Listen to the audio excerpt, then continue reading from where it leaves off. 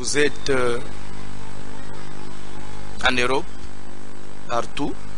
Que Dieu vous bénisse. Ceux qui nous suivent en Océanie, ceux qui nous suivent dans les continents d'Amérique, en Asie, sans oublier tous les Africains. Que la grâce de mon Dieu vous couvre et que ce soir encore, sa main puissante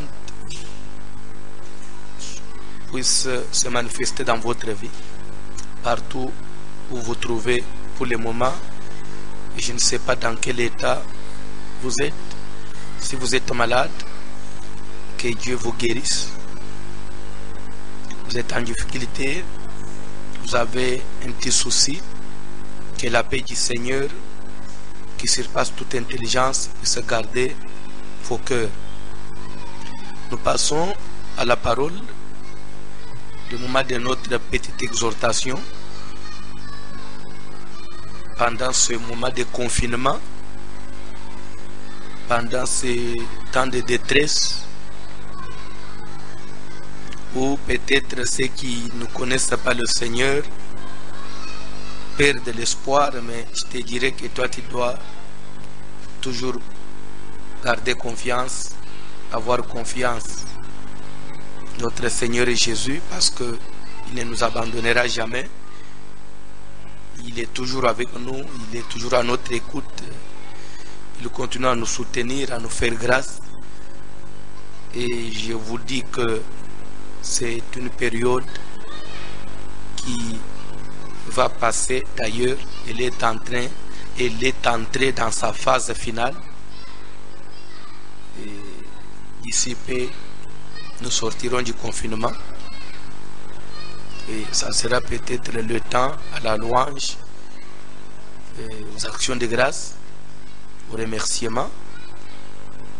Je crois que ndé nyongo munene tukutikala nango sima na nzambe kosalela biso bolamu kumisa biso na kati na prison oyo, parce que je vous jure, peut-être vous ne réalisez pas ça, mais en quelque sorte, ce que nous sommes en train de traverser, c'est plus que quelqu'un qui est prisonnier. Toujours big résidence surveillée. Donc, na bao bazana prison, na biso ba tona confinement, différence mo pesati parce que na minute so so ba prisonnier. At ukubima ukende wapi? Ukende utala nani? Parce que consigne ça, restez chez vous. Chacun reste chez soi. Na Kinshasa, vigno si yakine tourna à Gombe. Na ville du moment Gombe est confinée, c'est toute la ville qui est confinée, donc indirectement. Donc, Baobazana Poto, Napanda, c'est vraiment une prison imposée. Nous semble ensemble que il est comme laïté. Et si là, comme on commence peut-être à annoncer que début mai, bien aimé, tout renforcer prière en abisso que la date on a début mai et va reporter les sociétés. Mais au pays que ça là que l'autorité va reporter parce que sa volonté peut na bangote, même et aussi en souffre. Pour mes alliés, présence et maladie sur le terrain. Ce qui te prier ma casse, nous avons sali et que sili, je crois que vous allez natina pour allonger le soutien. Mais ce qui va vous pousser, c'est parce que on peut vous banga danger, parce que Moussala, il y a l'État, il y a combattre la partenaire bien avant. L'État qui s'est piloté. Vous allez continuer à enterrer les morts chaque jour. Ce n'est pas une bonne chose. Demanabiso, la volonté de Dieu, que ta volonté soit faite sur la terre comme au ciel. La volonté de Dieu est allée au-dessus de la volonté des hommes.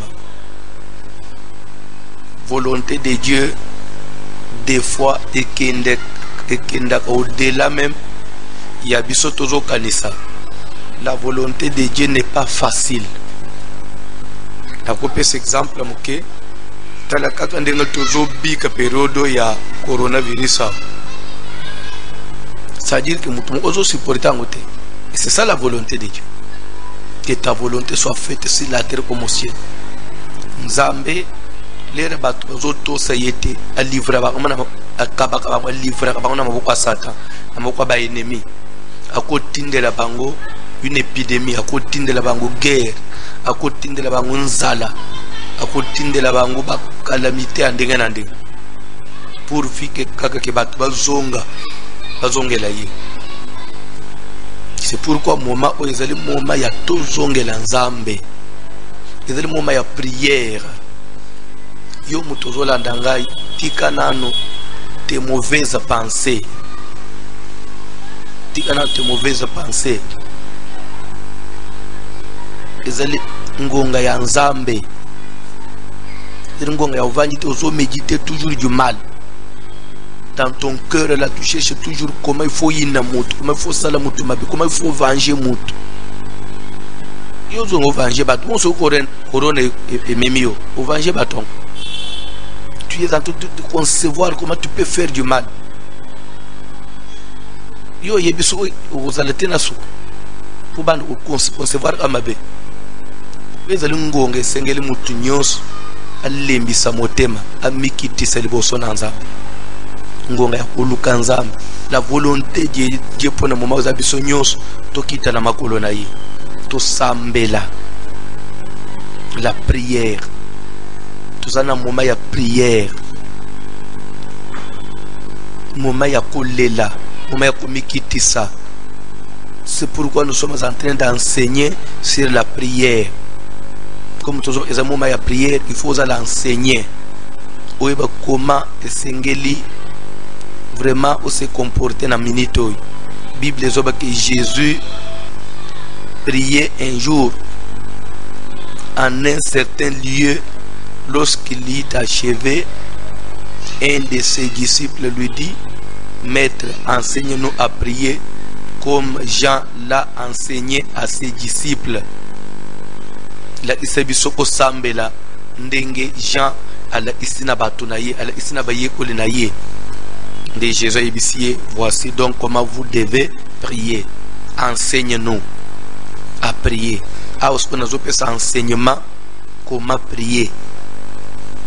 D'abord, totalisa prière, c'est quoi? C'est d'abord mon toit prière, les années. Quand on dit que je vais prier, ça veut dire quoi? Je fais quoi? Utilité zanine. Tu ne peux pas te dire que tu es enfant de Dieu. Tu ne peux pas dire que tu entretiens une relation avec le Seigneur sans la vie de prière. Je peux vous exemple belé. Nzambe amona nakate. Nzambe afanda kanalola. Nzambe za mulimu. Biso toza matériel, toza physique. Nzambe uwebisa batu ozala anaye wapi? Utana anaye wapi? Parce que même en Israël, Moïse pona ukutana na Nzambe abande kumata na montagne. Na montagne anazo matate akiat ofanji bo Nzambe non. Na kati ya prière, na kati ya ba jeune na mudila zo mele nde azokutana na Nzambe. Dieu, nous ne pouvons le rencontrer que dans la prière. C'est pourquoi je t'ai dit, la vie chrétienne, c'est comme une plante on doit entretenir pour sa croissance. Sinon, si on a planté un arbre qu'on ne sait pas entretenir, et kukufa, et kukauka. Bakase kukoma jaune et kukuya. Vie chrétienne est comme une plante où il s'engele cola. Alors cola n'a pas entretien. Parole de Dieu, prière, parole de Dieu, prière. Méditation, et le bananzambe, prière. Des vie chrétienne est au cola. N'a pas sacrifice à ba jeune. De toujours garder pour moi dans Nzambe. La vie de prière, c'est obligatoire.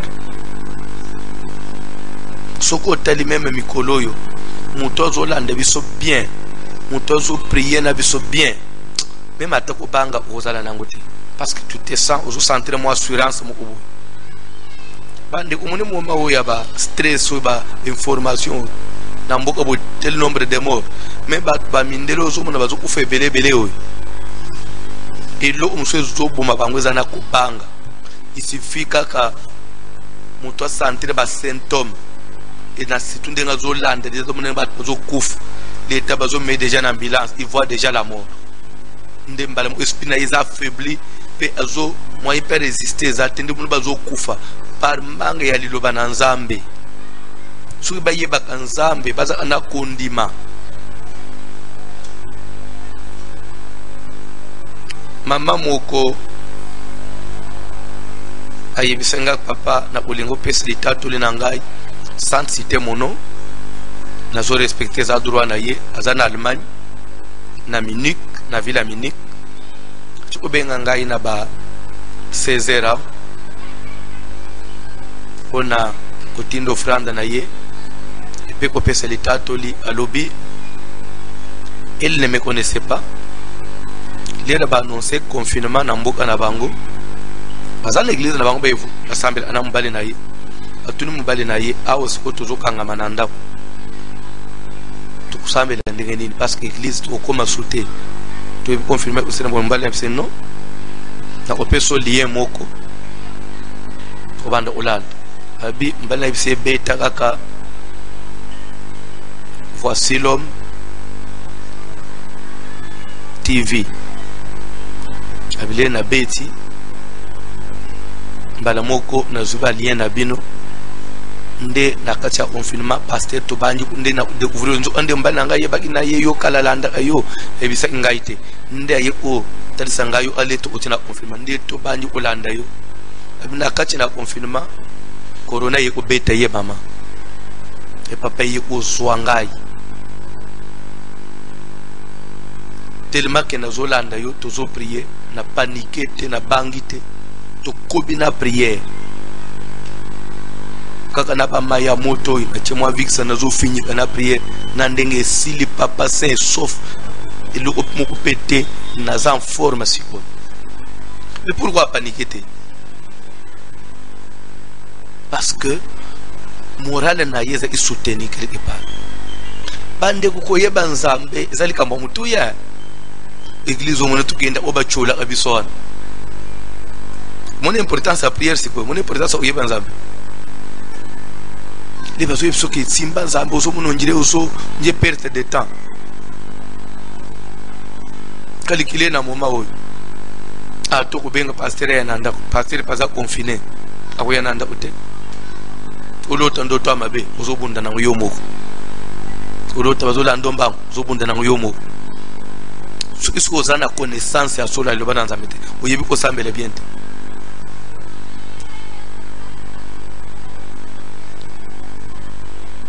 kusila ba mindele bazo silo kozanga oyeba nzambe ezama te me pona lisumute baza masumute ne pense pas que mindele te baza masumule biso ba to mwindu te ça mundu pesa mabebele kindo ke tondani na mboka bazo lia batu mikolo nyeso bo ela batu ba maladi banini za mabe ce qui au monde quand même quelque part majorité ya ba africain baza quand même na bagage spirituel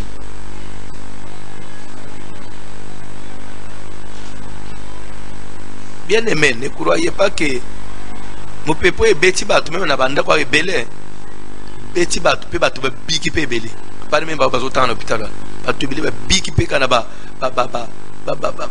ndenga ka ya kubunda bunda kana ndenga ya na prière il faut finir ba mayo penza mbabi ici pe l'équipe ta confiance dans le sam parce que n'oubliez pas que derrière biloko il y a une main noire de Satan tuna batu nyonso yo même na poto ba bele babiki biloko babi so ba tekni bande ozo même na niveau ba songe les maladies attaquer na makambo bande ko vivre pendant maladie wala. C'est comme si ce jour de mort est funguli munoko ikolo izo yo wemela bato mais ce qui le beau on nzambe intervenir te passe Prière, tu définis ça de plusieurs façons, selon le caractère de chaque prière, chaque sorte de prière. Sa façon sorte de prière, selon qu'il est écrit, faite par l'Esprit toutes sortes de prières. Sortes de prières. Pour dire que prière, c'est une sorte de belé. Chaque sorte de prière, caractère à chaque sorte de prière, nous avons cette définition. Tu les kaki, tu es comme la troisième point, tu as le sikoi.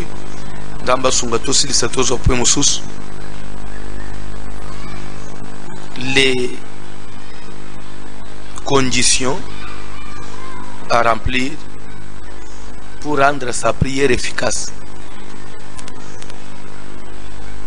pour que sa prière soit écoutée. Première condition, il faut d'abord être enfant de Dieu. Parce que Jésus dit, voici comment vous devez prier notre Père qui est aux cieux. Vous devez prier notre Père. C'est quand on dit notre Père, c'est ceux qui disent Père. Et ils sont qui? Enfants. Donc tu ne peux pas exemple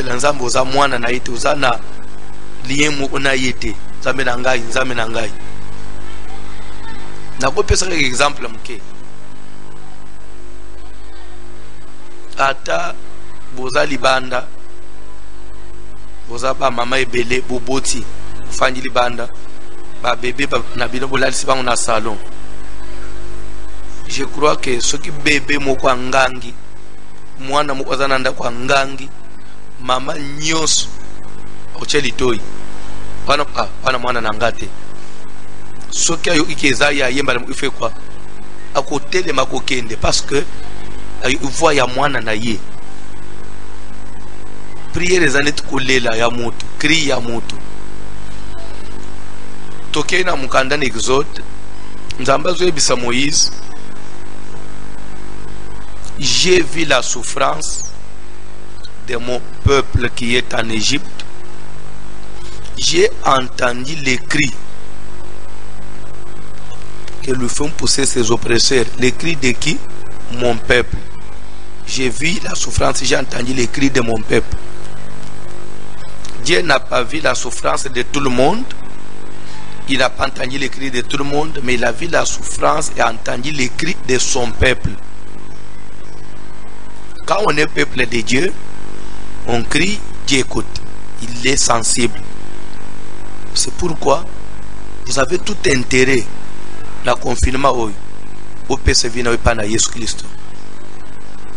Nazo lengisayo, quand je parle de recevoir Jésus dans sa vie, accepter Jésus, je ne parle pas de la manière de religieux. La manière de religieux. Donc Jésus comme une connaissance comme ça là, oui, je connais Jésus, oui. Je sais qu'il est fils de Dieu. Non, il est fils de Dieu. Et c'est fini. Dieu n'engendre pas. Dieu n'a pas d'enfant comme moi, engendré comme dans la divinité. Dans l'ordre de la divinité, Dieu a engendré des fils. Non. Jésus, fils de Dieu, c'est seulement une façon où Jésus s'était présenté, s'est introduit dans le monde. Dieu est venu dans le monde. Bon, il devait venir par ce canal-là. Yakobo Tamakola Tanzoto pour un temps. Et après, Zongi na étiquette na Yabonzambe. Le Souyozo Yesu comme fils de Dieu, un papa qui a engendré son fils. En tout cas, ça c'est la connaissance des religieux. Je n'ai pas besoin de ça. Je voudrais que tu comprennes Jésus comme Dieu sauveur du monde, créateur de toutes choses.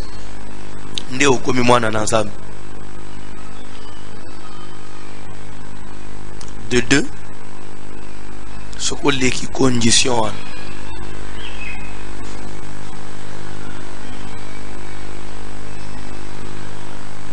Il y a comment moi remplir. Il y a mis balé eloko nyonso osengeli kosenga, prière nyonso osengeli kosala, ça doit être conforme, ça doit être selon sa volonté. Car 1 Jean nous dit, 1 Jean 5, 14, nous avons auprès de lui cette assurance que si nous demandons quelque chose selon sa volonté, il nous écoute. Mais si nous demandons en dehors de sa volonté, il ne va pas nous écouter. Selon sa volonté. On voit que même plus autour de le papa, comment maintenant savoir que ça c'est selon la volonté de Dieu. Ah, comment savoir? Et Bible le but. Notre Père Jésus, et que ta volonté soit faite sur la terre. Vous comprendre que même pour prier, Jésus dit demander la volonté de Dieu. Pour connaître si c'est selon sa volonté, il faut voir par rapport à la parole de Dieu, parce que la Bible, la parole de Dieu, c'est la volonté de Dieu exprimée. La Bible. Il faut maintenant avoir la connaissance de la Bible, la connaissance de la parole de Dieu. Il y a des autres, c'est la volonté de Dieu.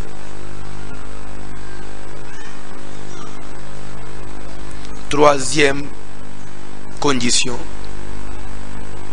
il faut avoir la foi. Bible dit que celui qui s'approche de Dieu commence d'abord par croire que ce Dieu-là existe. Pas seulement qu'il existe, qu'il est aussi le rémunérateur de tout ce qui les cherche, de tout ce qui les invoque. Il paye ceux qui les cherchent. Il répond à ceux qui lui demandent. Il faut accepter. Il faut être convaincu. Donc plus loin, comme on a ndenga le loba nzambe, comme la Bible les autres ça force nin foi et on a atina prière. Tout ce que vous demanderez par la prière avec foi, croyez que vous l'avez reçu. Tout ce que vous demanderez par la prière avec foi. Maintenant, si on a demandé par la prière sans la foi, vous n'allez pas recevoir. Donc quand on demande avec foi par la prière, on reçoit. La prière de la foi sauvera le malade. Même s'il avait commis quelques péchés, Dieu va pardonner ce péché-là. Dieu va le relever. Pourquoi? Parce que celui qui a prié pour lui, il a la foi. Tozozwa condition musus. Azotangale biso loba na nzambe na sengi bisika nyonso ozolanda biso na ndaku bisika ozwami otelema, parce que c'est la prière. Je te rappelle toujours, vous êtes maman, vous êtes jeune sœur, ayez toujours l'amabilité de mettre votre foulard, parce que c'est l'église, c'est la prière. L'église maison. On n'a pas dit qu'une femme qui entre à l'église, tête non voilée, non. On a dit qui prie ou qui prophétise. Maintenant, tu es en train de prier. Tu es en train de suivre un culte. Il faut toujours ouvrir sa tête. Vous ne perdez rien. Même maintenant, moment confinement, Luc chapitre 18e, le premier verset, Luc 18.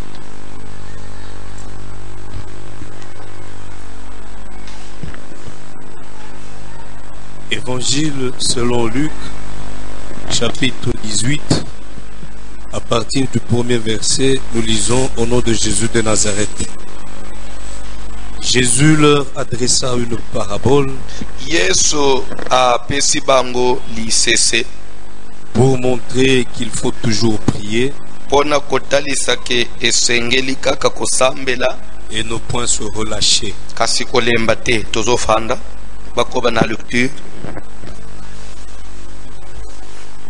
Il dit, Bandela papa. Jésus leur adressa une parabole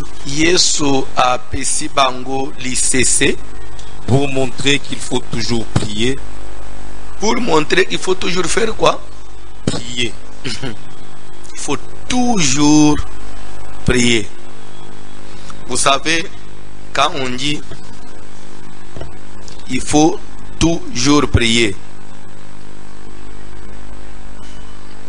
peut-être na toujours, peut-être on comprend que c'est un mot composé. Nous avons tout et nous avons jour. C'est-à-dire tous les jours. En d'autres termes, ça veut dire tout le temps. En d'autres termes, ça veut dire à tout moment, il faut prier. Jésus leur adressa encore une parabole pour montrer, pour enseigner qu'à tout moment, à chaque instant, tous les jours, il faut prier. Et n'est pas kolemba, n'est pas kokata. Naibisa kiyoboy. Biso tozali lié na information ya télévision te, tozali lié na réalité sur terrain te. To sambeli, to silisi prière, to sengelo, to langi information balobi. Lelo utu nombre de moro bak isam. Ah papa. To sambeli suna ton nombre de moro bak isami papa. On n'est pas lié à ça. On n'est pas lié à ça. Attends, tu silisi prière, tu zobim balobi ke ekoti mukili mobimba. On n'est pas lié à ça. Ce n'est pas un problème. Bisoto yebi et to soto senginzambe corona est aussi là. Nous ne nous sommes pas liés à la réalité. Bande konatali sekio na ibandeli ya confinement leto bandi ba culte na biso en ligne. Li solo ya arrestation ya Pierre. Actes des Apôtres chapitre 12. Bible dit que Pierre donc était dans la prison et l'église ne cessait d'adresser pour lui des prières à Dieu. En d'autres termes, ça veut dire l'église ne se fatiguait pas à faire des prières pour lui. Quand on dit l'église ne cessait d'adresser, ne se fatiguait pas, ça veut dire que c'est que l'église avait pris comme engagement pour l'arrestation de liberté, qui soit acquitté, relâché. Et plus l'église priait, et les jours passaient, et Moutouakanga qui est Hérode intentionné les années. Ce qui n'a pas parce qu'il ne voulait pas frustrer les juifs, parce que Pâques c'est sacré pour les juifs. Les années de Pâques, il y a né où les juifs vont passer donc c'est un scandale pour une fois. Et Salaminete va pas vivre dans la guerre, dans la guerre. Je parle des juifs, pas des juifs. Parce que pas que les juifs faisaient l'église. Hérode ne voulait pas frustrer les juifs parce que Pâques c'est sacré pour eux. Il attendait à ce que Pâques et les cas Nassima a jugé publiquement Nassima a kateye mutobo maï. Donc c'est que il y a kobangela na arrestation à Pierre Zaki Pâques les kate. Parce que ce qui Pâques c'est que Pierre Salenini a koufi et le retenir sur Hérode des athées parce qu'il y a pas de cas que Pâques les inde Pierre a koufi. Et Bible les hommes que Pâques peut éléquer parce que la nuit qui précédait les jours où Hérode allait les faire comparaître. Quand on dit la nuit qui précédait les jours, c'est que c'était la Pâques éléquée. Parce que lui attendait après la Pâques à faire juger devant les juger publiquement, mais Pâques éléquée la nuit qui précédait les jours, c'est-à-dire que Pâques éléquée les lots, l'obina tongo, tout ce qu'il y a les lots, de l'obina tongo Pierre, azo samba, va prononcer sa sentence. Ce qui va lapider, ce qui va kate mutu, donc na tongo na journée wana ndeli wana ye. Bible zoloba que na kaka na frontière wana ya ke tongo nde liwa kali ile depuis église bande au prier depuis wan église zo sambela Seigneur to koma na paka te to koma na pa te bo omite na pa kele te pa kele ce que kali so okolo ba so sambeli to sambeli mi ko lebele bonzamba sale te bonka butumo ko enda usalani kaka na suka wana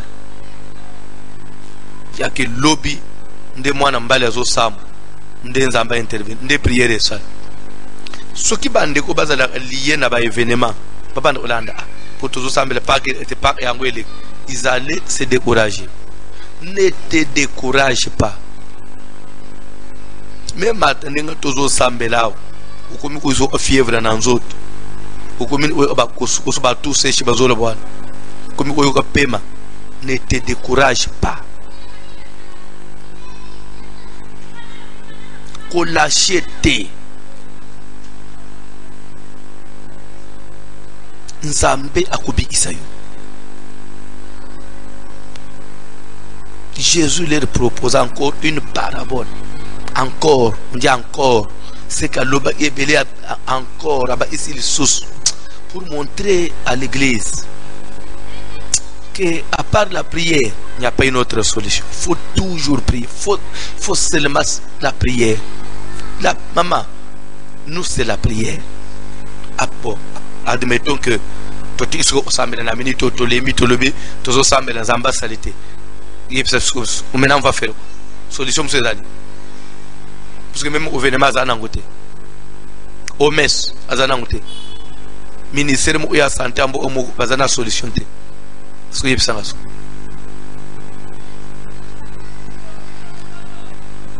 est-ce que tu peux dire là où tu es la prière dis seulement la prière dans la Bible papa pour montrer il faut toujours prier et ne point se relâcher. Ne point se relâcher. Ok, il dit à lobby, il y avait dans une ville un juge qui ne craignait point Dieu. Juge qui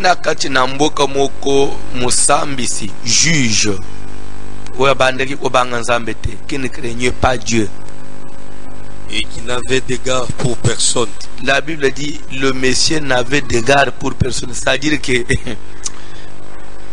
un méchant ayo ela amutute abanga amutute so azo sala bilo onaye as influencer na mutute autorité s'en fout de tout le monde ye oseyele enda osal to e papa.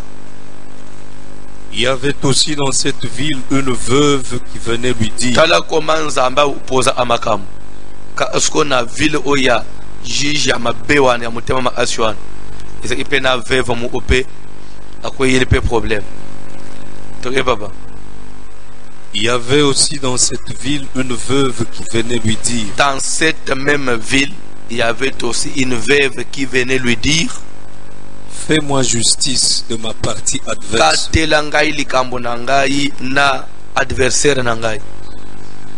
Pendant longtemps, il refusa. Pendant longtemps, le juge refusa. Mais ensuite, il dit en lui-même.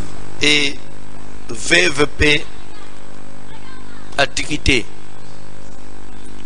La veuve avait toutes les informations concernant mon thème mabé juge. Maman, aux Anglais au salaire. Je ne connais pas juge.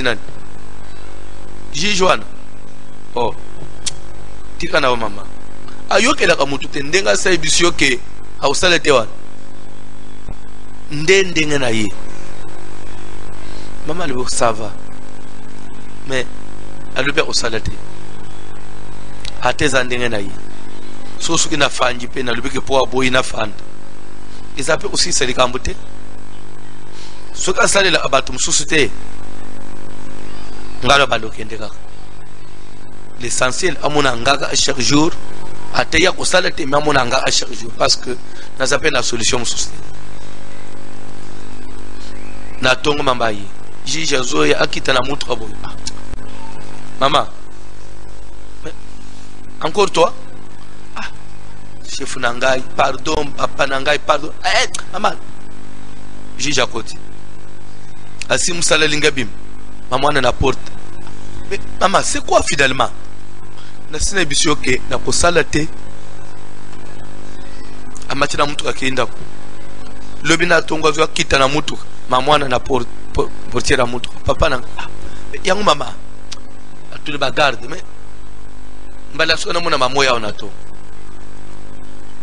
bagada batindiki maman akoti na biro alinga kita na poko maman na sona libanda clôture papa c'est ta maman akenda lobi azoya akota anakacha lupango boye po bafungola portail anda ya na kuru kuna amusala mama wana jish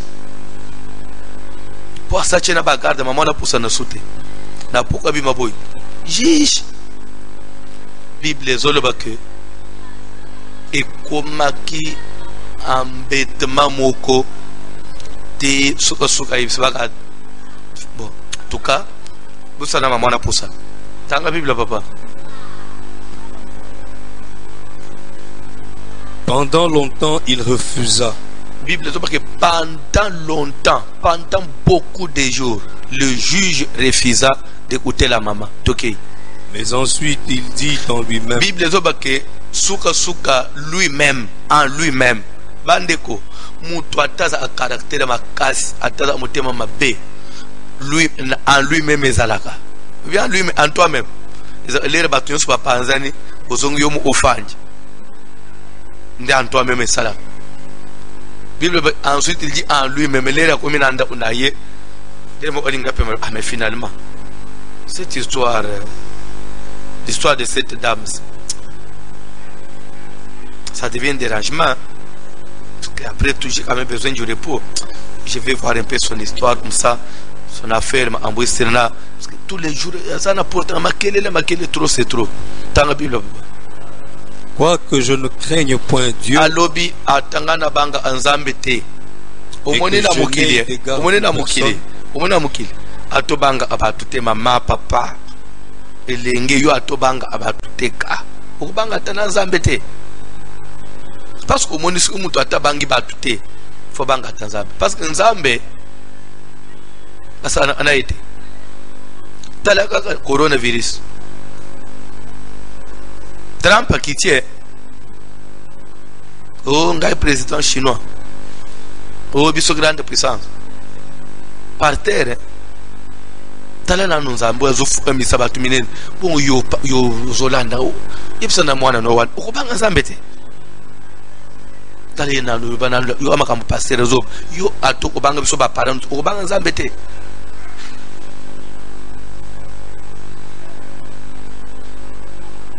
Parce que vous avez en famille.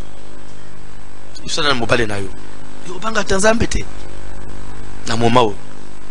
Ko moma ya mutobi mazonga na kwiti. Mutobi mazonga na moma o. Kwiti ngozo melelo babari za kukanga. Basanga uzu wapi?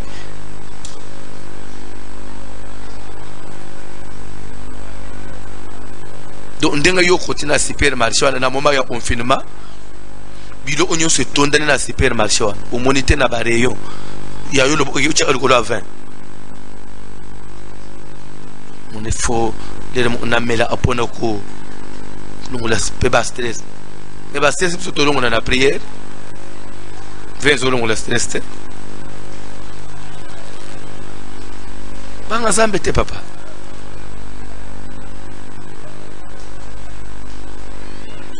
Hier, mon commis le béliqué. Ami, qui kabanga zambete. Atangana banka nzambete ami il était du moins il était conscient même yoza conscient ozolanda tanga Bible papa pardon na boye ba tanga Bible pardon quoi que je ne craigne point Dieu bon na ibina na banka nzambete et que je n'ai d'égard pour personne et que na ki parape mutute ndika sa boye na banka na ka mutute ole to sakina mwana moko atiri mazoba boy ngala banga na mutute ngabanga mutu mo te ngala banga nzambe na ngai emso kosi c'est que même nzambe po banga ayete parce que mutu banga nzambe fo banga pe bato parce que même autorité établie dans Zambie.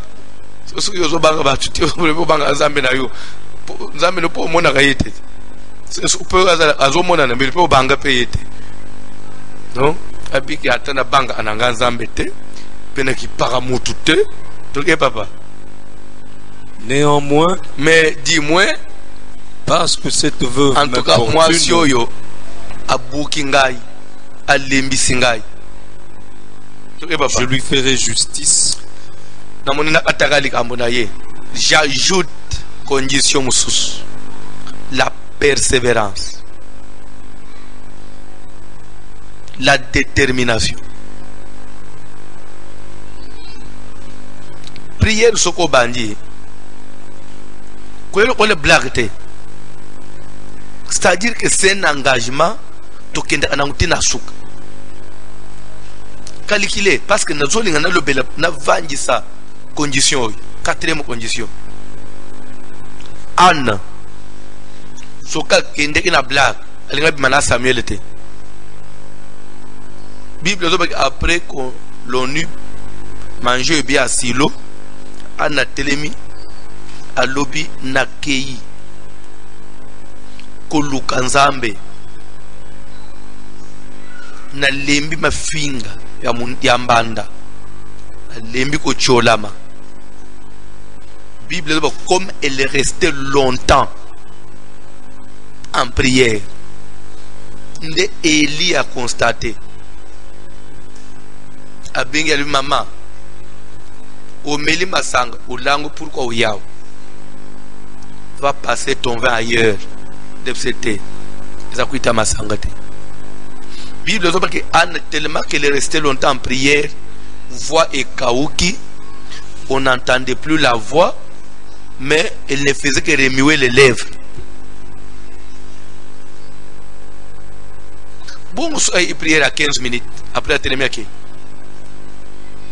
Il est un gamin ya cheika.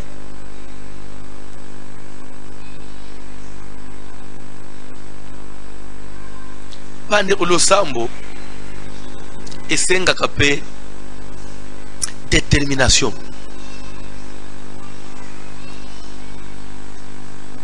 Esenga persévérance.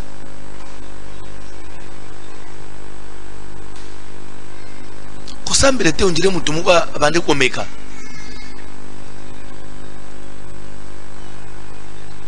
Lokola bande umoko oto sambela kana bango veillée à première veillée après à partir de la babandi confinement. Assemblée a veillé à moko na sili abaye na ye. Sili na abango sili na ngote. Te vendredi to assemblée lisusu. Vendredi uzasu na veillée. Tanga Bible papa. Je lui ferai justice afin que ne vienne pas sans cesse Dieu me rompre la et tête. que je n'ai d'égard pour personne, mais néanmoins moi si yo alembisi ngai. Tellement qu'alembisi ngai, je lui ferai justice pour aya kutungisa ngai suste. Biso na likambo oyo to bandil prière. Atanzambe azaraki na kanda oye kosila te yaka décide ike mukile sukeli yao pandémie oyo ndezo silisa mukili ezokende boy osisa bato nyonso ne ya moins lera kotala façon biso to telemi akokata même si toke ina plan na yete azalubija kata Bible angoyo Jésus m'a appelé le CC1. Dans la Bible, papa. Le Seigneur ajouta. Le Seigneur ajouta. Entendez ce que dit le juge. Yes, boyo kanani bidomo. Tozo un exemple ya juge ya mabe. Muto amotema mabe. Yo ananu ndenga raisonner. Akokaki ko sala te ma sali parce que moi si wana atungisa ki ye mingi. Toke papa. Et Dieu ne fera-t-il pas justice à ses élus? Nzambe oya lola ne fera-t-il pas justice à ses enfants, à ses élus? Parce que Le tout n'est pas de prier, mais nous sommes ses élus. Il faut oser là. Enfant de Dieu, il faut être élu. Nous n'avons pas la justice qui crie à lui jour et nuit. Nous avons dit que Jésus qui crie à lui jour. Lui qui crie seulement les jours, la nuit balade. Bien qui crie seulement la nuit, le jour va vendre le théâtre. La série. Ne fera-t-il pas justice? N'a pas depuis le cambo et bandi ba telemi. Ba lembite, ba zolela. Bande kuna ebite. Temo c'est bisoke. Yango coronavirus sango façon bola tiango. On dirait ezangambo na bino moko. Oh. Bande ko. Tolo banana. Nehemi à la tête il cambo ya Miraille de Jérusalem. Miraille de Jérusalem il pas papa Nehemi. Ba yuta parce que belete na Jérusalem. Ba kenda ki ba reportation na Babylone. Mais pourquoi Nehemi n'a télémat? À chaque moment ils ont la façon nzamba pesa à mutu responsabilité.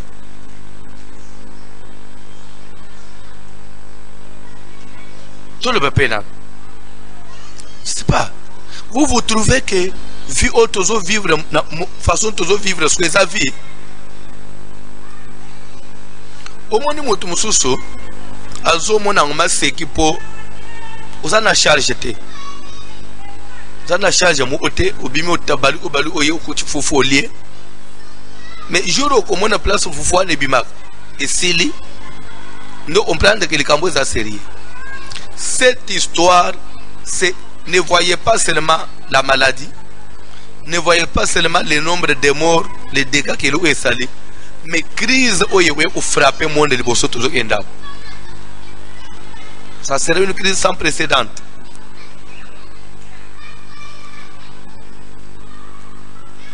Prenons l'exemple, il y a un mot aux États-Unis.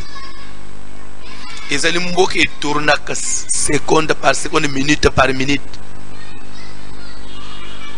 Bazo produire à chaque minute, bazo produire. Parce qu'en Amérique, on paye, bon, en Occident, mais plus, quand je parle de plus l'Amérique. Amérique continent, je parle de l'Amérique États-Unis. Aux États-Unis, on paye par heure.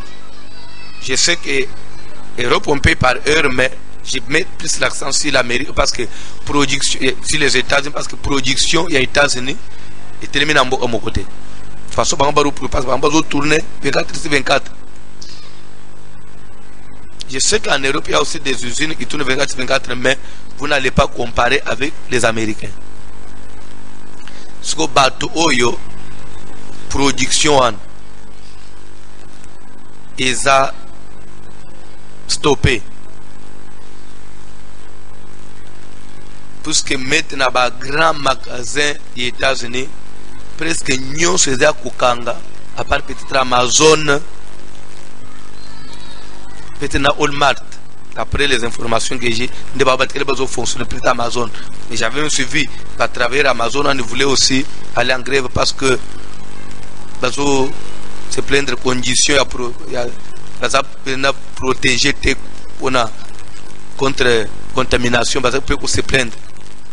Mais prenons Mbokanet États-Unis. Arrêter production pendant une semaine. C'est quel manque a gagné pendant un mois, ce que toujours un deuxième mois, troisième mois. Les compagnies d'aviation. Quand je parle de compagnies d'aviation, Tamsu Yozo Mona Congo, Congo Nin. Et le Congo va venir compagnie Congo Nin. Congo Airways Sugunin. Nazo Lebelawanate. Nazo Bela compagnie Netiba Delta, United, American Airlines. Batwana Tamsu Zukuta Bango Bazana. Tamsu 20 000 avions compagnie moko. Et chaque minute, Tamusu Bazana 5000 avions ya compagnie moko na mi pepa à chaque minute où ils ont maté pas produisent combien par heure. Et tous ces avions sont cloués au sol. Ce qu'on l'a dit, estimation même il y a perte oyo salemana monde ya bato aviation civile et bazo évaluer en termes ya nina ba économiste, c'est des milliards et des milliards pendant moment oyo. Et tout ça retomber na ngwe ko ya likolo ya ba petit peuple sikoyo, parce que bisognos tozo dépendre de la production à l'école, de faire fonctionner vignos ya ça. C'est-à-dire que même maman oyate kaka masango ayo comme frapper. Ambo bozo mona black les tozo bato sambele eloko esila. Parce que à part kaka ke kobela te, à part kaka kokufa te, parce que même à taper facilité juré, je vous le jure, atnos ba kokufa te. Ils ont déjà développé des anticorps.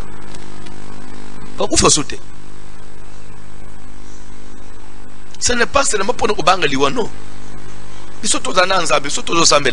Nous avons des promesses. Nous, on n'a pas peur de cette histoire. Mais au contraire, nous prions pour notre vie à Batmoussous. Batmoussous, on y mangana zanangoute. Batmoussous, on a promesse ngana zanangoute. Mais ce qu'on va faible, tout le monde va la peau. Non. Mettez-vous aussi en peine des autres.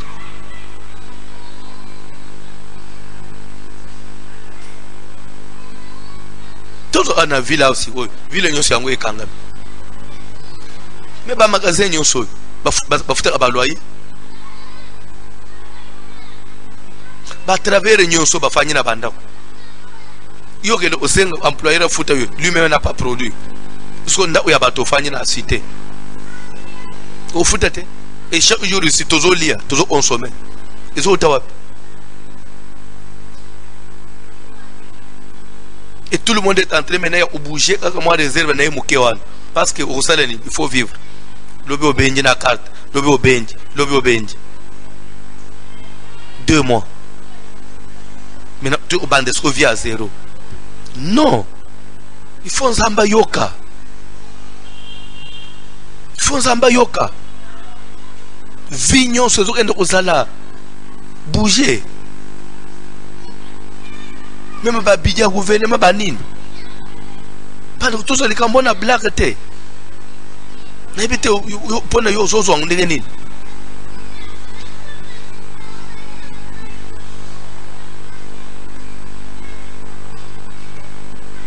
Kwebinazo les Canadiens, les journalistes mais à la cité à Kinshasa, les gens vivent comme si la vie est normale. Même on leur dit protégez-vous là-bas. Parce qu'on était.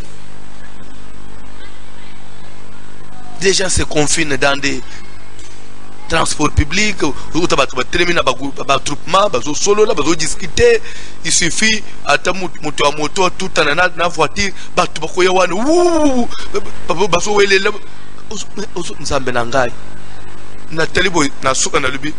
Congo so inzambete, Congo so inzambete.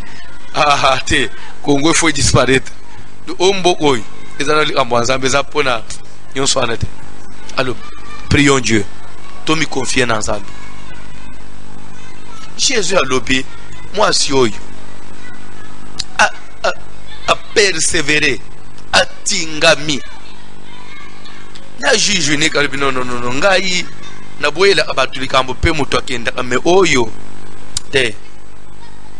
Nazo ajouter un exemple. Rappelez-vous l'isolo ya la femme syro-phénicienne, femme cananéenne. Oya bandek Hollande Jésus derrière Azonganga vient au secours de mon fils qui est cruellement tourmenté par les démons. Bible de Banin. Jésus a réagi ça qui. Azolande Jésus azokipete azonganga Jésus ipete azonganga Jésus ipete suka baye ula yesu balubi oh mais soko moni okosala te olia tungisa abiso makelele botozo pe mate papa batele makata parce que maman est clairement na kusala tekende ote mususu soit to bengani olia otika ya landa aboy c'est même baye ko le batrouva ike mamwana a umeli na otualanji biso mingi unjire Jésus akipete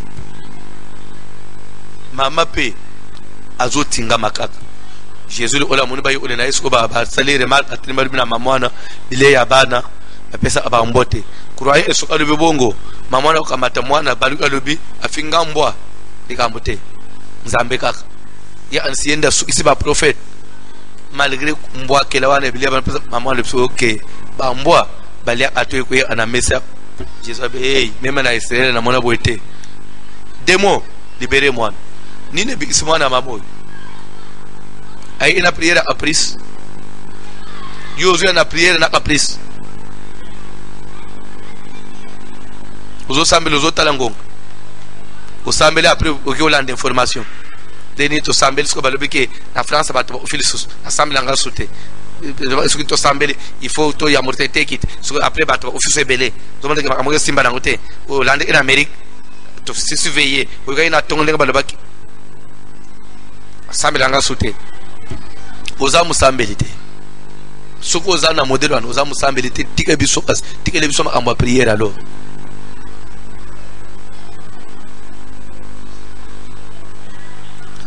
Si tout va bien, si Jésus ne revient pas, l'obitokoba est encore point moussous. Peut-être tous les sous-na point moussous c'est la prière parce que faut aussi ce point oi, tous au point moussous na katina volonté de Dieu. Bazo sungabiso na prière na ba na loyembo na ba intercesseur. De omoko zolo ba papa. Pourquoi beaucoup benga ba chorale te boyemba pena ba instrument bo accompagner ba instrument to sambela bien bande kwe mboka ezana confinement. Ce que nous faisons ici c'est ce que ba konzi ba autorisé prière en ligne oui avec quelques intercesseurs moins de 20 personnes oui espacé au instrument comme si tu en as une fête il y a Tobani Emmanuel c'est que yo le ozolo eza prière te yo za esprit mususu to oyemba na ndo to zoyemba bo vocal ah parce que banzembo ana C dele to bala usamela zamina bichaka chaka mzamba bala usalate to oyemba bo okulinga oyo te bato zo benga ngai papa siko pourquoi benga ba groupe te ba beta na ba instrument ba na tuni mboka ngo yayo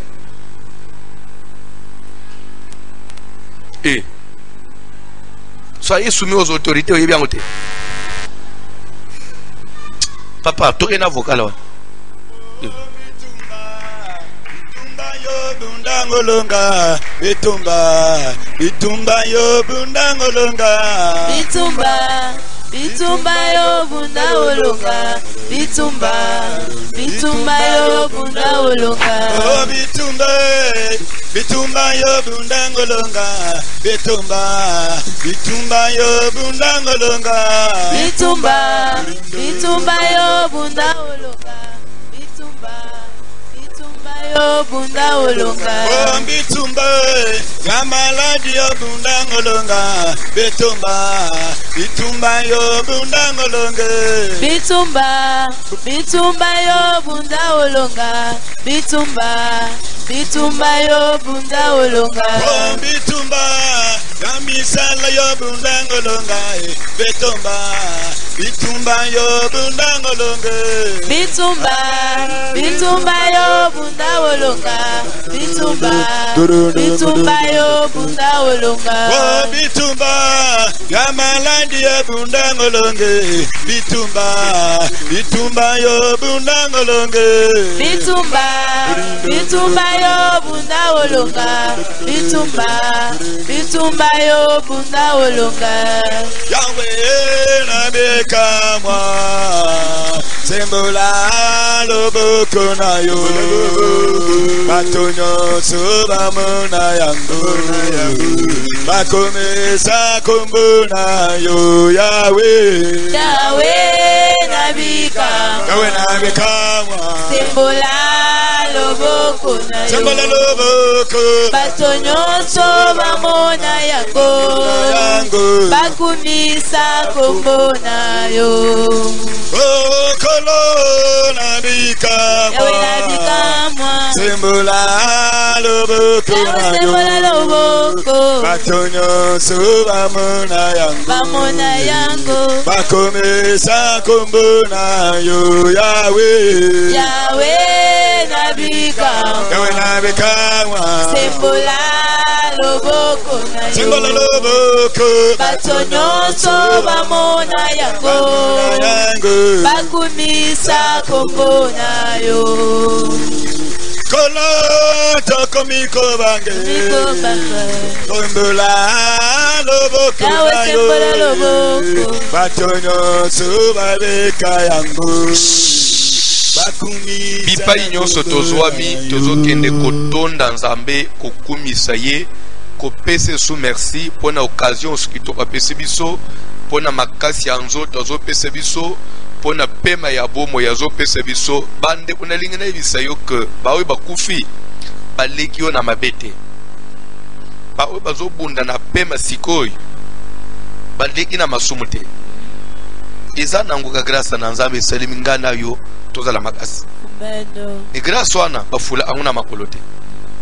Je voudrais topesa nzambe merci oyebise quand même quelque chose ya ke papa nazotonda yo du fait que ubateli ngai upesi nga makasi uepargne ngai ata mipepa ngo ebetaki meleki naza makasi bamusu bakufi ngai naza makasi naza dignité lokumu ezonge pa na yo tosambele na ombo na Jésus. Nous ne sommes pas plus que ceux qui sont morts. On n'est pas meilleurs que ceux qui sont malades. On n'est pas plus protégés que ceux qui sont contaminés. Parce qu'il y a même des autorités qui se retrouvent aujourd'hui contaminées. Peut-être ils avaient respecté les mesures d'hygiène plus que moi. Il y a même des corps médicaux qui se sont retrouvés contaminés. Malgré qu'ils connaissent toutes les mesures d'hygiène.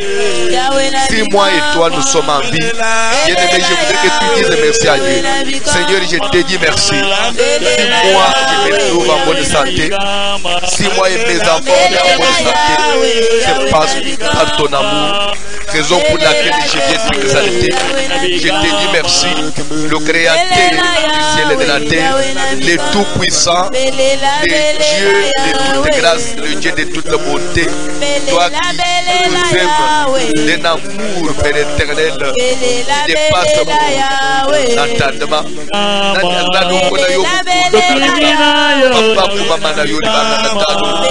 Papa, Papa, merci pour te merci parce que vous la boye kokuta maboyi na momako oyo zoto makasi na zoto makasi ya kokoleki baninga kote ya baninga ezali effort na ngai te ngai mutu na mibatelaka te ngai mutu na milamusaka te nyonso eutaka na yo nzambe soki ondimaki tembele na telemi te meme mokolo ya lelo ezali effort na eza azara te papa akoneto na mama na yo Jésus mama na yo musatuna mama no libakata mama no ngakadelo mama mukonzi alola na naza lokola yo Seigneur éternel na naza lokola yo le roi Israël na naza lokola yo tout-puissant na naza lokola yo Seigneur mon Dieu na naza lokola yo consommateur de ma foi na naza lokola yo le gardien de ma maison na naza lokola Seigneur éternel pamola mana yo papa na précieux merci tozokende koimplore su grâce na nzambe likolo na bomo na biso na boye bao tozosambela nzambe ayamba biso andi mepsona présence ne suna poka na lelo to sambele na ombo na Jésus Yahweh to ye komika na makolo na yo to ye komika Seigneur notre Dieu, Seigneur tes encore une fois le créateur de toutes choses et sa Jésus. C'est mon loboko na yo papa car tu nous as invoqué moi je vous répondrai. Déclarons na ye comme la grâce na yo. Na ye comme la grâce na yo na bomo na ngai. Na grâce na yo likolo na ngai. Grâce na yo likolo na ngai. Grâce na yo likolo na ngai. Yahweh pourquoi lelo papa prière na Isaïe ete. Na bika bomo na ngolu na yo. Na bika bomo na kati bomo na ngai. Na Jésus. Papa na bika ngolu na yo. Nyonso na ngai. Na bika bomo na ngolu na yo. Mosa tuna ngolu sembolo no boko. Yahweh mana mo sembolo no boko. Pourquoi lelo Seigneur mon Dieu. Na bika ngolu na yo. Yahweh papa oyo yo bengela ngai. Na bika ngolu na yo. Na libota na ngai Jésus. Na bika ngolu na yo. Yahweh sanga bika ngolu na yo.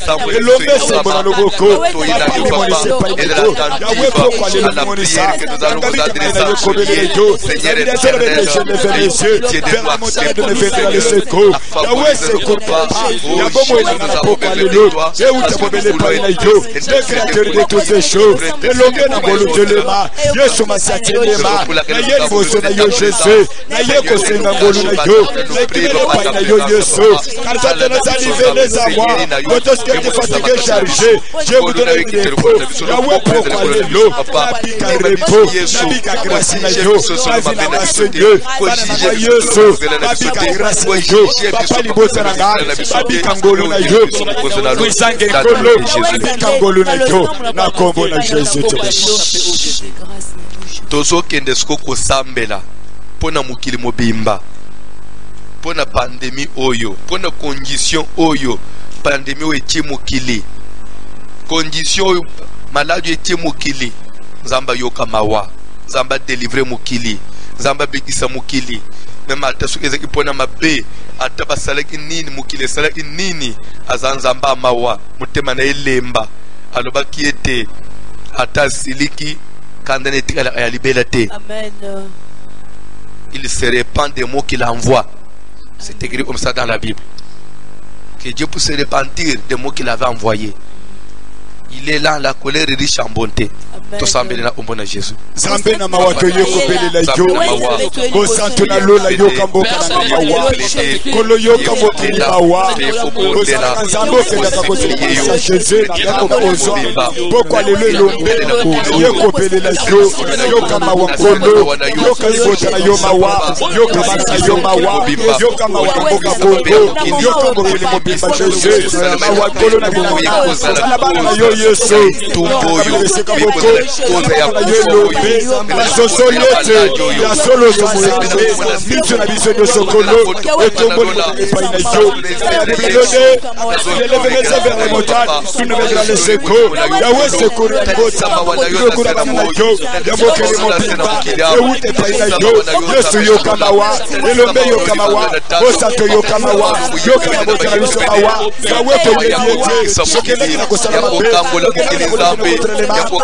il papa Lola, Yahweh mukili santo na biso, Yakokango la Yesu Masia,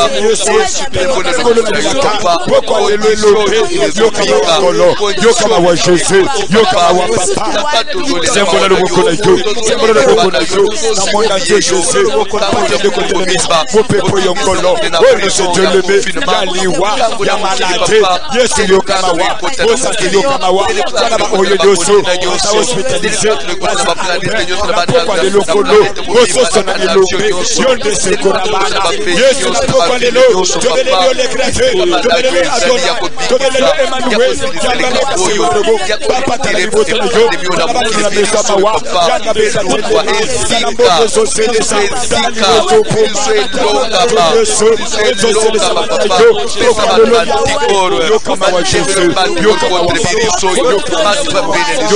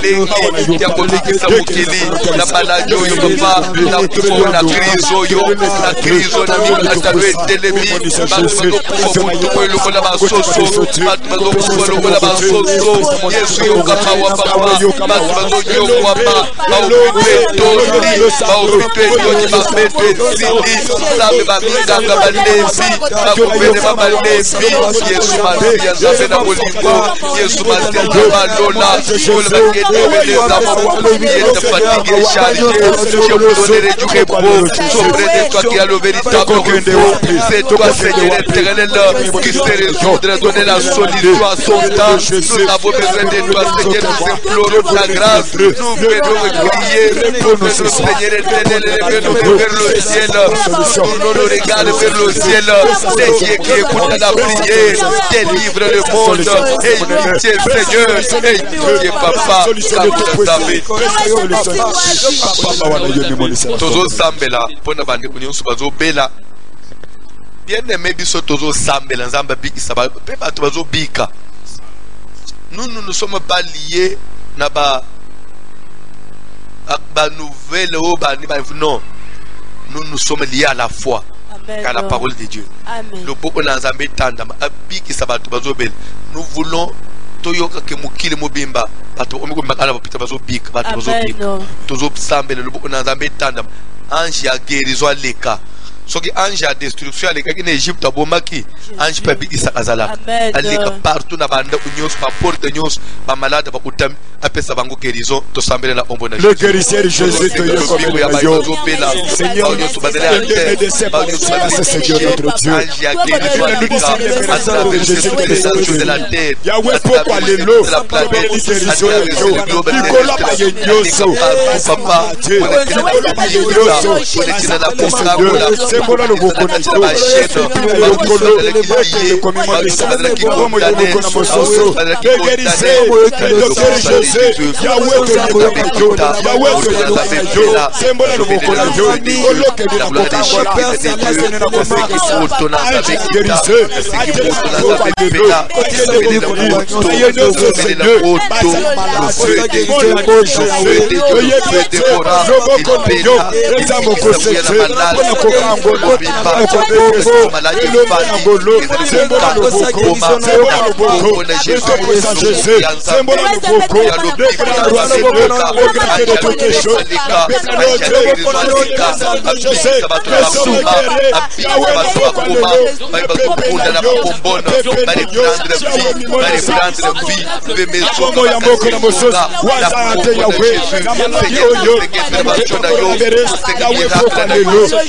le docteur Jésus, le docteur Jésus, le tout puissant, Adonai Seigneur le boko, mais moi nous savons que le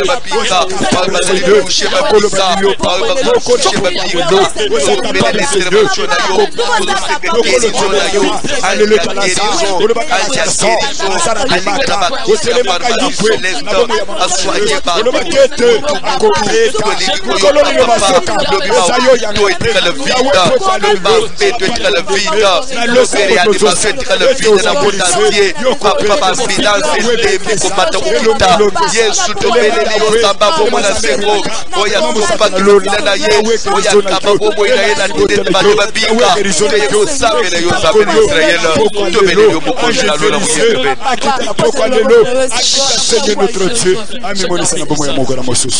tozokende kokitisa moto mvula na moto ekita bisika maladi osala bavictime Bible ezobeta mono vous chasserez les démons. Amen. Je vais vous dire quelque chose. Dieu de la Bible, il ne se contredit jamais. Chez Dieu, il n'y a pas pembe na mwindute. Et pas Nzambe et ça pembe sid. Même en Égypte, lorsqu'il a fallu que Nzamba bouma le premier né, Dieu, il a donné le marché à un ange. Quand on dit ange, on va pas premier né. Le destructeur, ce n'est pas Dieu. Dieu n'est pas le destructeur, c'est Satan. Lorsqu'il faut la Nzamba bima abo makab, en tout cas qui enverrai-je, il y a eu toujours un démon qui est parti. Même derrière le coronavirus, même si c'est la colère de Dieu, mais Dieu livre le monde dans ma à Satan. Alors c'est ce démon-là, coronavirus, ce démon-là, il est derrière ce virus. Nous sommes bengana yesiko. Also ngana bisika bikauki. Mission na ye ekoki. Tout que nous c'est assez. Rentre dans les lieux arides. Finis ta mission. Tout que nous obéir le moto. Puisque nous sommes qui va déca. Puisque nous sommes créé déjà signe ba malade qui va bilembo moto ekita et kausa ba pote bikisa. Mi sala mulili akufa. Séjour de moro fungoli munoko akanga munoko akanga séjour de moro kangama ba kiti kuna ba koki to sambele na ombo na Jésus na Kongo ekobele na nguya ya woto nazoke de koketa beseka noso ya we la ténèbre teleme ya we agite la mort odio sa teleme na niveau ma famille na niveau ma quartier na niveau gouvernement na niveau ma nation pour faire des sacrifices pour faire des sabotages pour massacrer à mon nom vous chasserez les démons doit démonter la mort doit agiter la mort pourquoi les lots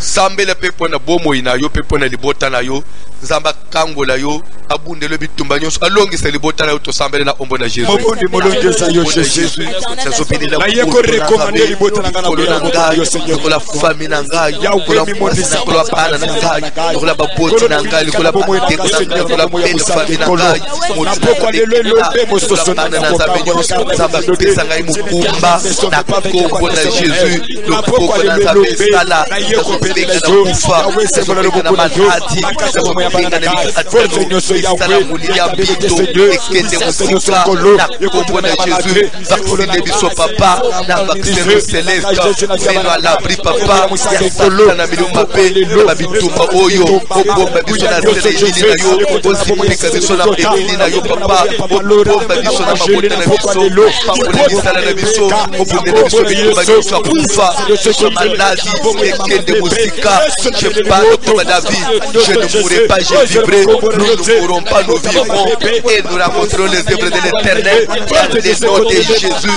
Seigneur, je vois déjà ce jour-là où nous serons Père éternel en train de célébrer, de chanter, de sauter le jour-là, le jour des actions de grâce.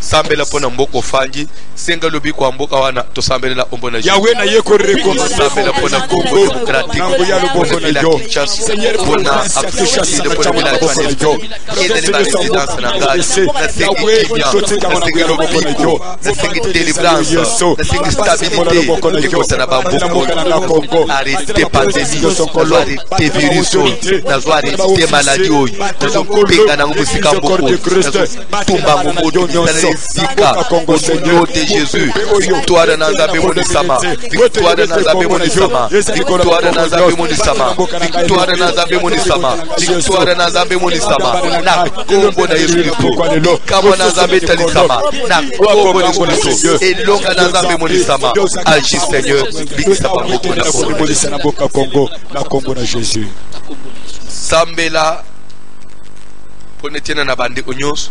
Ba utami atala ba maladie mususu batana ba problème na ba difficulté à lolenga na lolenga lobo on Nzambe na biso intervenir Nzambe pesa bango solution tozo sambela guérissez Jésus to na yoko tika bande ko nyoso na yo nyoso ba utami na ba maladie na ba bikumba ya ndenge na ndenge docteur Jésus na ba prison Yahweh ko ya basi ba utami Seigneur tene confiner Nzambe na isaleli nyoso kolo Nzambe na bongo na seko ba nyoso kolo le Père de gloire tandre beaucoup de Jésus tandre beaucoup de Melchisedec tandre beaucoup de roi de Salem okambula mukili obikisa mukili osunga bantu papa nanga tuza kobeze ya kinya ya isebe kotala mukilo na commande bantu kwa ba prison même na prison na biso ya Kinshasa na ndolo na prison makala partout na ba prison ya monde entier s'ils avaient commis des crimes papa ba samande yo na ba bawa waleje papa et tout le monde bango tout le monde bango peut kobima au liberté comme le misaba katina nyonso longisa bango batatu na mwana bozambeli yo kozo simbo franda nona loboko o présentant we pa na Nzambe ne bite so yo katani o lembi o pesa so franda te confinement bible zoloba bana na Nzambe na Israël bana na Israël na désert basali 40 ans mais na kacha 40 ans Nzambe senga bango franda chaque jour. C'est ça la parole. L'offrande, c'est la parole de Dieu. Simba offrande na yo, présentant we panazab, to sambele na ombo na Jésus. Yahweh na ye koreko. Offrande bana na yo. Yahweh yamba ya moni mayango. Wezali auteur. Travers na ye kotelevisa. Pambo la vina ye. Ngolibo sona yo na poko lelo. Protege moni sa kolona pesa bangwe simo na yo. Communiqué ya munene ezali veillé vendredi de minuit à 3h du matin avec pasteur François Mutombo. Lelo prière des années minuit, de minuit à 1h de Osambela Lisusu. Et lobby 12h prière des ali na poko Lisusu to langi matin na biso. Vendredi na 12h to Sambeli na poko Lisusu to langi matin na minuit veillé. Lobby pe na minuit prière ozala ya babuki bikeko. Vraiment wana ndeba communiquer na biso. Zana offrande na yo. Vous avez un confinement, bomba ou bien dépenser tes cosimba kangote parce que c'est un bien sacré.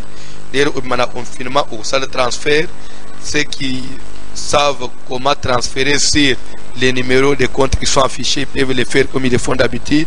Et Bandeko ya Kinshasa, Babatinda Kana Bayman, Azo Peseviso, ba numéro de téléphone pour te o tinda offrande na yo. Kolona biso apambole biso nyos. Bazo tangele biso ba numéro ya téléphone. Oui, pour na bandeko Il y a RDC, bazala na est. Il y a RDC na nord, na sud, awa na Kinshasa.